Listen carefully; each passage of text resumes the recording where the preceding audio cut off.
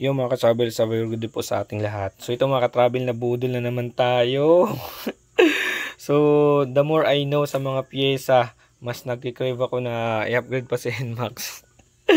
Nabudol tayo mga ka-travel. Ayan, butas na naman yung bulsa natin. Kaya ayoko talagang mga ka-travel, malaman yung mga pisa-pisa na yan. Pero ito, so since pinasok na natin yung pagmumotor, gagawin na natin lahat. So syempre, in a tipid way. Pero hindi ito matipid mga ka-travel. Grabe, mabigat to sa bulsa. So ito mga ka-travel, ito yung CVT seat natin. Ang tatak ay GVT. Yan, lahat po yan is GVT. Yan, makikita natin. So ito yung set ng GVT na nabili ko. Ito yung flyball na 11 grams. So yung pagtuno natin ito mga ka-travel, sabi na mas maganda daw yung 11 at saka 13. Tatlong 11 at saka tatlong 13 na flyball. So depende daw yun sa bigat ng rider. So ako 69 kilos ako for your reference. 69 kilos ako. So titimplahan natin pati yung itong spring to lahat. Titimplahan natin kasi mas gusto ko yung sinabi sa akin na advice is 11, 13. Itatry natin yan. Tapos lahat 11 grams. So depende kung ano yung gusto kong andar ng aking motor. Basta na lang natin yan pag once maikabit na natin to. So ito namang clutch spring. Ayan, meron siyang 1,200 RPM. So lahat to GVT lahat to GVT. Original, made in Thailand yung mga GVT. 1,200 RPM. I think yung stock ng NMAX natin na version 2.1. Ayan kintab-kintab. Niyayaya palagi akong umala. Pero nakokontrol ko. Tapos ayan yung RS150 natin, buhay na buhay pa yan. Napaka pa rin yan. Napaka ganda. Hindi pa rin ako binibigo. So na FI cleaning na yan mga ka-travel yung RS150 natin. So ito naman yung clutch spring, 1,200 RPM Yan, ito yung stock ng NMAX natin na version 2.1 is nasa 1,000 ata or 800. Hindi ko lang alam. Ito naman yung center spring mga ka-travel. 1,000 RPM din to. 1,000 RPM. So ililink ko nga pala sa ilalim yung nabilhan ko So yung overall price nito is 7,200 plus shipping fee. Nasa 7,400 yung binayaran ko. Ito, ano ba to? Hindi ko to alam kung ano to.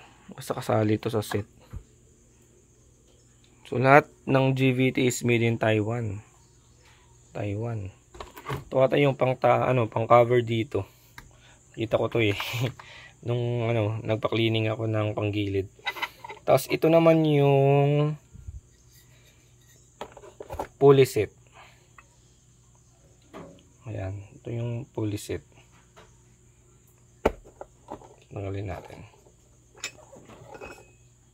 Plastic pala to.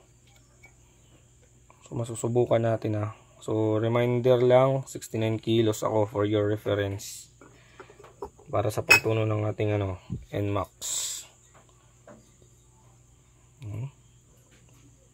Yellow. Yung signature ni GVT is yellow. Tapos ito naman yung kanyang clutch lining. Yan. Marami.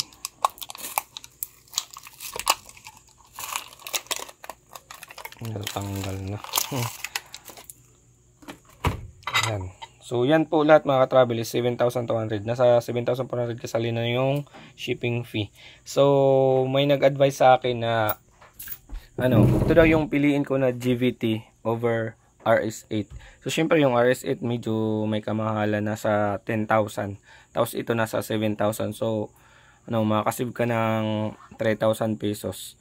So yun daw yung sabi na mas maganda daw itong GVT set kumpara sa RS8. So di ko pa nga na-try yung RS8.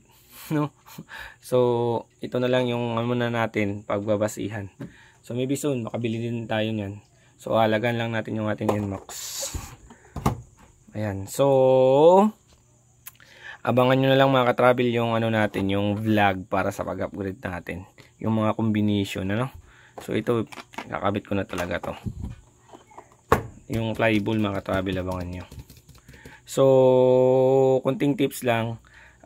Yung flyball, the lower the grams, mas malakas yung kanyang arangkada. The higher the grams, medyo, siya, hindi siya masyado marangkada pero may dulo. Ito daw, marangkada pero yung walang dulo. Kaya in-advise sa akin na combination daw 11 at saka 13. Yung gagamitin ko na 13 is yung stock din dyan mismo sa ating NMAX. So basta i-update ko na lang kayo sa pag-install natin dito at kung yung mga yung gagawin natin. So yun lang mga ka-travel, thank you.